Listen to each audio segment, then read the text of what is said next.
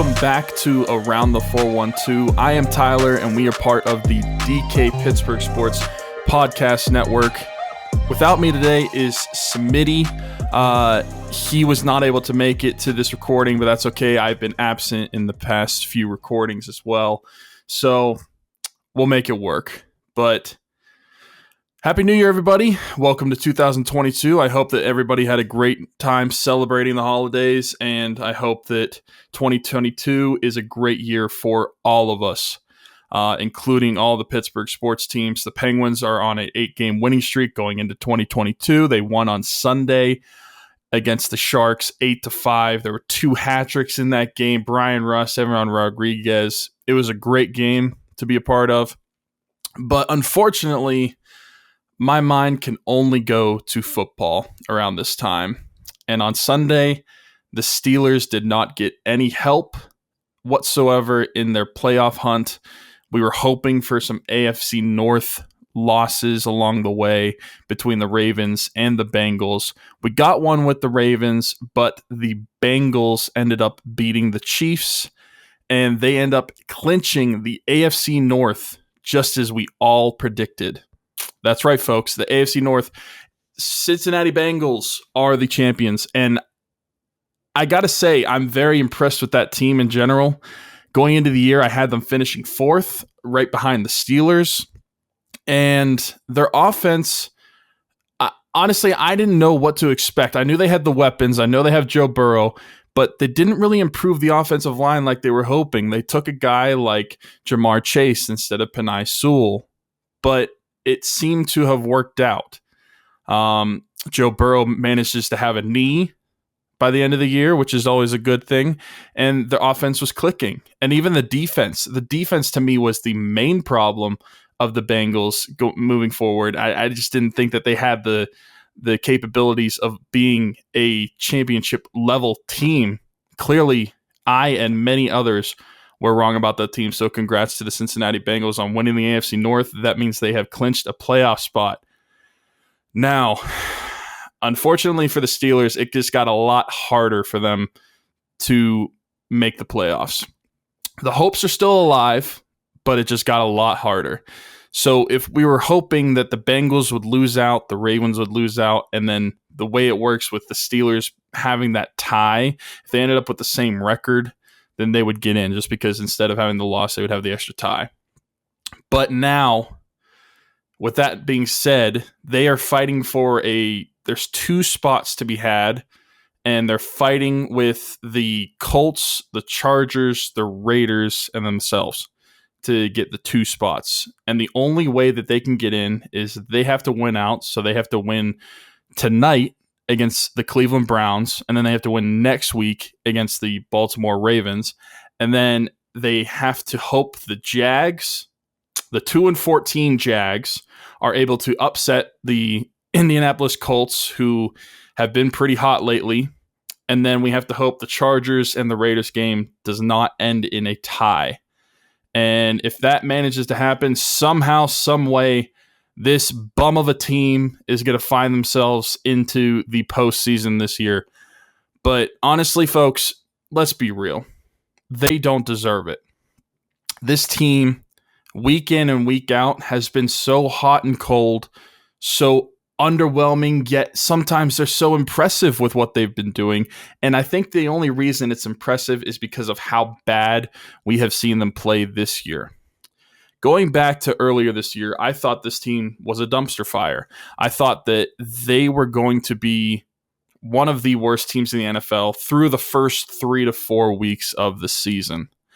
And they were proving me right for a while, but then they went on a little winning streak and managed to actually get back to a winning record, believe it or not. I don't know how they did it. It was just a facade. Because ever since then, I'm certain it had to do with their opposition as well. But some weeks they look like they can be real. Some weeks they just look awful, like they did last week against the Kansas City Chiefs.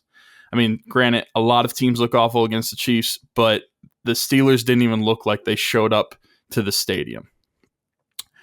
I think that the Steelers this year, and as Smitty has alluded to on previous shows, they really needed the defense to step up if they wanted any contention for a playoff spot for the division, whatever you want to say. They needed the defense to carry them along the way. They needed to be at least a top 10 unit, if not better. And going into the season, we thought that they had the capabilities to do so. We thought that, okay, just because we lose guys like Steven Nelson, Bud Dupree, Vince Williams retired, we thought we were able to replace those. We brought in Joe Sherbert. We have Alex Highsmith coming in to start.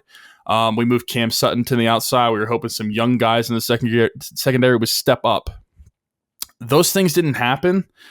And it's not that all the players played poorly that replaced these players that we had been missing. I think it's that the lack of depth was very evident this season on the defensive side of the ball. I feel like they need to improve their depth moving forward on the defense because, let's face it, folks, the defense has not been helping them any. We thought the offense was going to struggle a little bit. And through the first 5 or 6 games, it looked like the offense was really the only problem, but we quickly found out the defense could not stop the run whatsoever. The defense was quickly turning into the one that was keeping them out of games. And I think that they really need to improve this offseason, personnel-wise and just scheme-wise. Maybe Keith Butler needs to go. I don't think that it's that much of a hot take to say that he has had an extended amount of time in Pittsburgh that probably isn't so deserving. And a lot of the skill that he's had, especially over the past couple years, probably has masked what his actually scheme is and how poor of a defensive coordinator he actually is.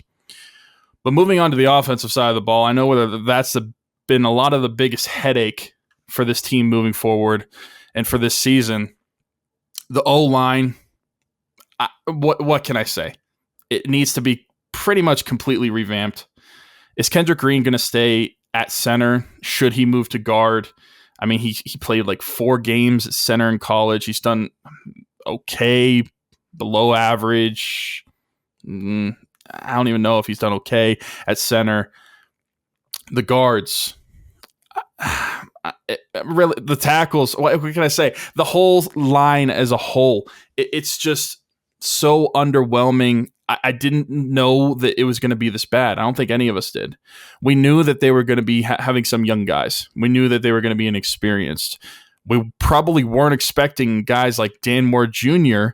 to have to start for the majority of the year. But sometimes you get thrown into the fire, and that's the best way to learn. But we were not able to get the best out of that unit. Now, it doesn't mean that they're going to be terrible moving forward. There's still a lot of room to grow. But I think that in the next year, whether it's through free agency, trades, drafts, whatever it is, they need to improve that offensive line. Moving on to Matt Canada. He needs to go.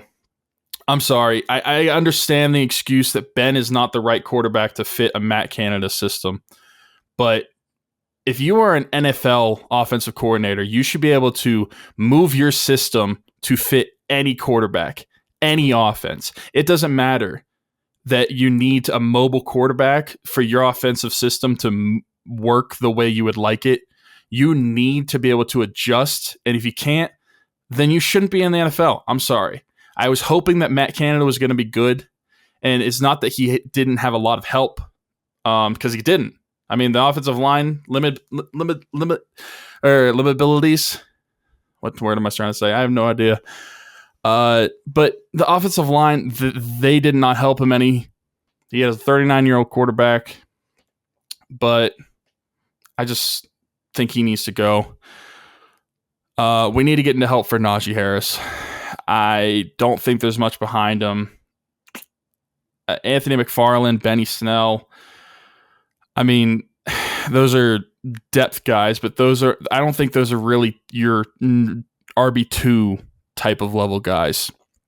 I think that we need to find some Najee Harris some help, because otherwise you're just going to run the brakes off of him. And obviously he's still going to be the number 1 back, but I just think you need to find him a nice breather guy, the guy that could come in and not just get no gain or lose yards or 1 yard. They need a guy that can actually be productive behind him. And what are we going to do with the wide receivers this offseason? We don't know what's going to happen with Juju Smith-Schuster. We thought he was going to be gone after last year, but he's back. He only played in a few games, tore the shoulder. Is he going to be back next year? Hard to say. Should he even want to come back? Ben's retiring. That seems like that was one of the only reasons he did come back. Same thing, James Washington. If I'm the Steelers, or if I'm the Steelers, I should want James Washington. But if I'm James Washington, why do I want the Steelers? What have they done for me? And Chase Claypool, he's so frustrating because not only the mental side of the ball and what his abilities are with that, but this dude is so talented, he just can't put it all together. And then obviously we have Deontay Johnson, Pat Freiermuth. I'm fine with them. They're fine. Folks, it's tough moving forward because we thought that the biggest problem this year was going to be our 39-year-old quarterback. And at the end of the day, you could probably say that him coming back was a huge problem, but not because he was the worst part of the team. It's because it did not help the team having Ben on the team this year. They should have had the draft pick that they wanted to. They should have just went and tanked and done whatever. Ben should have been gone, but I know his skill was able to keep them in games. Not to say he was a great quarterback. He definitely has not been the old Ben that we all love and know this season, but he's kept them in some of their games. He's made some plays this year. I just think that we thought that's what was going to be the big problem, and it turned out that this team has a lot more problems than what we thought, and I just don't think it's going to be an easy fix. I think the Steelers are going to be in for a few rough years. And this is me saying that after saying that they're still in a playoff spot, or not in a playoff spot, they're still fighting for a playoff spot. Believe it or not, after all of that, they still managed to have a chance with 2 weeks left. But who knows? And honestly, at this point, who cares? Because you have Ben Roethlisberger, who, for anybody who's a Steeler fan this week, said it is likely that this is going to be the last time he plays at Heinz Field. And as a Steeler fan, that's pretty emotional. So who really cares about the playoffs, what happens the rest of the season? I think we just cherish the time with Ben. And you know what? Let's talk about Ben. We're going to take a quick break, but we will be right back on Around the 412 on the DK Pittsburgh Sports Podcast Network, and we will talk about Ben Roethlisberger and what he's meant to me and what he's meant to a lot of Steeler fans moving forward.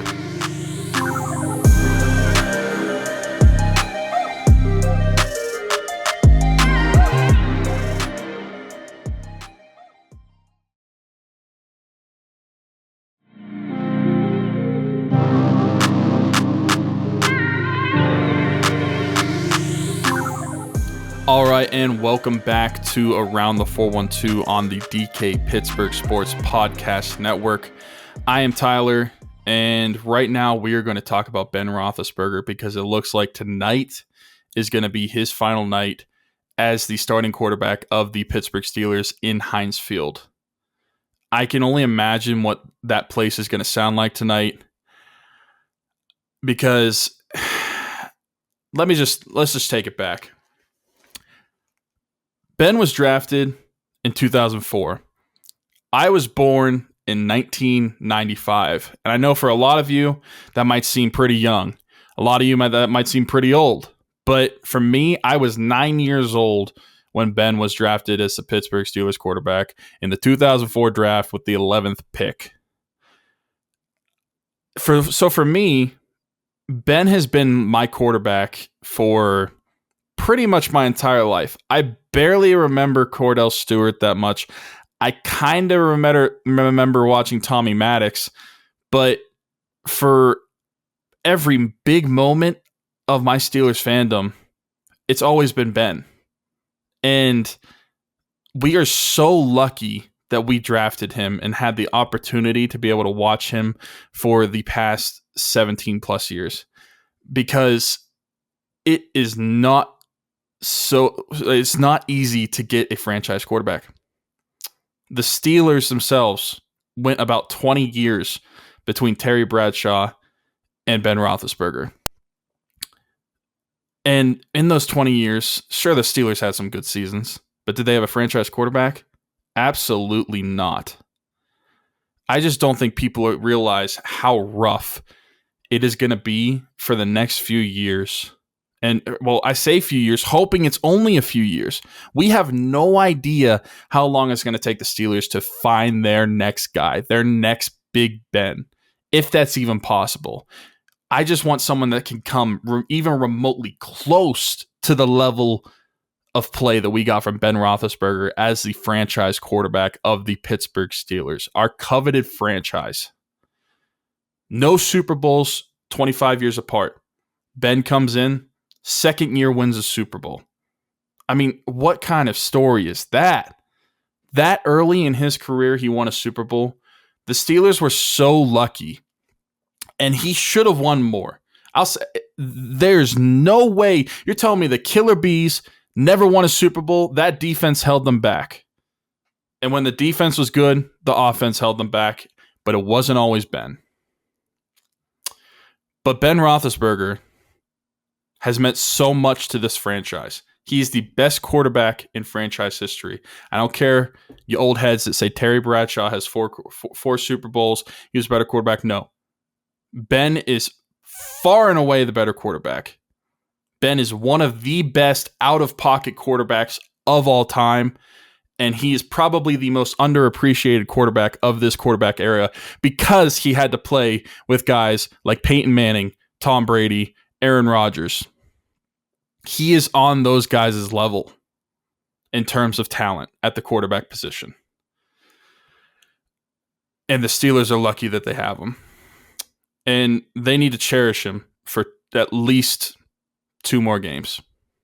Now, we know Ben. Maybe this is just a facade. Maybe this actually isn't the last we see of him. Who knows? But all signs, like he said, are pointing to this being the end of it. And you got to think, this is one of the biggest retirements in Pittsburgh sports history. And that's not a hyperbole. I mean, he's the all-time franchise quarterback for the Pittsburgh Steelers. This is the biggest retirement in Pittsburgh sports since Mario. Big Ben retiring is going to be one of the biggest retirements of the past decade. And I know 2022, we're only a few years into this current decade, but over the past 10 years, he's going to be one of the biggest guys to leave the league because of what he was as a quarterback for his time. And he's definitely, I wouldn't put him on my Mount Rushmore of Pittsburgh athletes, but he is so close. He's like right there. He's honorable mention. Because for me, the Steelers position is Joe Green. But when you're thinking about guys who retired since between Ben Roethlisberger and Mario Lemieux, who's had the impact that Ben Roethlisberger had? I think the only one that comes close is Troy Polamalu. But even then, Troy wasn't Ben. It is what it is. So I just think that we need to cherish what we have and hope that tonight Ben Roethlisberger does what he's done his entire career and beats the Cleveland Browns one last time. And if he manages to beat the Baltimore Ravens next week, whether we get the playoff spot or not, it is so highly unlikely that I don't think anybody should care. I think that we need to just watch Ben and know this is it. Appreciate what we have one last time. No matter win or lose, even if he plays terribly, just cherish seeing him in a Steeler uniform because you are probably never going to see it again. But on that note, I figured since it looks like it's the end, I would go through my top 5 most memorable or top 5 moments of Big Ben's career. This isn't the top 5 plays of his career, just top 5 moments. But they happen to all be plays, but you know. But number 5, I'll start with the 2011 AFC Championship game for me. On the 3rd and 19, he makes a 52-yard pass or 58-yard pass. I forget which one. To Antonio Brown, sets the Steelers up inside the 5 against the Baltimore Ravens, of course. The Steelers were tied 24-24 at that moment. There was about 2 minutes left in the game, and they set themselves up inside the 5-yard line on 3rd and 19, and they end up winning that AFC Championship game 31-24, and they head to their 3rd Super Bowl in 6 years, I believe. They didn't end up winning the Super Bowl, but that play itself was amazing and what is one of the best moments of Big Ben's career, in my opinion. Number 4, we're going to Super Bowl 40. So I will give you the play itself, but part of the moment that I'm talking about is just winning Super Bowl 40. The Steelers had not won a Super Bowl in the last 25 years. And this was the end of a drought for this franchise. And it also tied the Steelers for the most Super Bowl wins in the NFL. And the play that I was going to bring up is the 3rd and 28 play that they made to set up the scoring drive where Ben runs it in to Hines Ward. They're able to get 1st and goal. And everybody knows Ben, the little bootleg run. And a lot of controversy on that play, but Seahawks fans, you can cry about it. I don't care. That is one of the top moments, just the whole game in general, but that play, winning the Super Bowl 40, ending the Super Bowl drought for the franchise, it was awesome. So that's number 4. Number 3,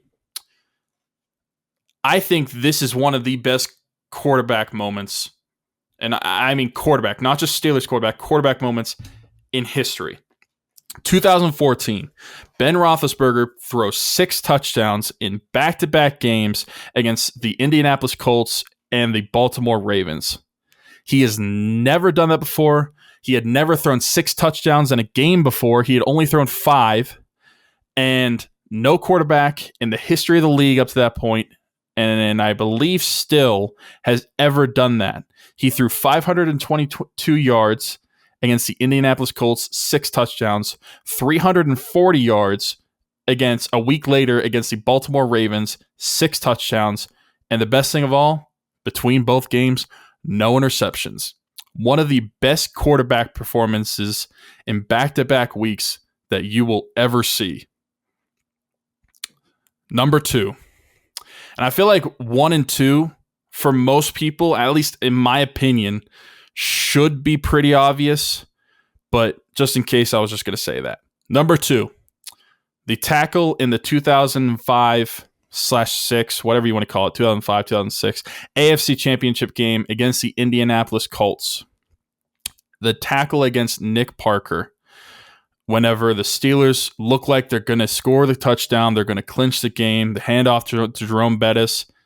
Bettis ends up fumbling, and Ben is able to track Nick Parker as he has to run away from him, but be able to have the consciousness to know where he's at, turn around, make the shoestring tackle. That is one of Ben's biggest moments in the career. It's one of the biggest moments in Steelers history. And I don't know if this is a hot take, but without that play, Jerome Bettis is not a Hall of Famer. They don't end up winning the Super Bowl that year against the Seattle Seahawks. I just think that play was huge on multiple levels. And the fact that it wasn't even like a typical quarterback play, but that's my number 2 play, that just speaks volumes about how big that play was for the Steelers and for Big Ben. And number 1, folks, I feel like it's obvious. I feel like everybody has this as number 1 for Big Ben moments. This Antonio Holmes end zone, back of the end zone catch. What can I say? That won that Super Bowl. It's one of the best plays in Super Bowl history but it is the best play in Ben Roethlisberger history as a Pittsburgh Steeler. I just think that the play itself, the way it ended up, game-winning drive, and the fact that people still think that Santonio Holmes didn't have 2 feet down, are you kidding me? Just watch the play, folks. Zoom in. He had 2 feet down. It was an incredible moment. There was a lot of incredible moments in that Super Bowl, and you could argue that that wasn't even the biggest moment in that game. But it was the biggest moment of Ben Roethlisberger's career, far and away. But yeah, that's the top 5 for me. Personally, let me know what you think. Let me know if you would change anything, what you would add in. I know there's some people talking about the Mike Wallace catch against the Packers. I consider that. That would probably be like my number 6, number 7. There's a lot of great moments in Ben Roethlisberger's career. But that was my top 5. Let me know what you think. Let me know in the comments. Tweet at me. Tweet it around the 412. And what can I say? We got to cherish Ben Roethlisberger, folks. We get him for 2 more games at least, and that's probably it. Also, shout out to the Cleveland Browns for drafting Kellen Winslow in 2004. You poverty franchise. You passed on Ben Roethlisberger whenever he was in your backyard growing up. What a poverty franchise. Thank you, Cleveland. Ben Roethlisberger is your father. I'm Tyler. Thank you for listening to Around the 412. We are part of the DK Pittsburgh Sports Podcast Network, and I'll see you next time.